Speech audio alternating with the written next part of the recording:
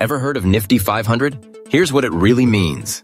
Did you know there's an index that represents almost the entire Indian stock market? That's right. It's called the Nifty 500. The Nifty 500 includes the top 500 companies listed on the National Stock Exchange, NSE, covering nearly 95% of India's total market value. It's not limited to just big companies. It includes large cap, mid cap, and small cap stocks, giving a complete picture of how India's overall market is performing. Think of it like this. Nifty 50 shows the top giants.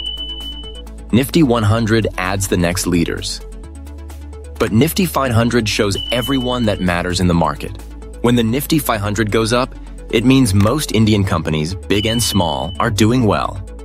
So, if you want to track the true pulse of the Indian economy, keep an eye on the Nifty 500.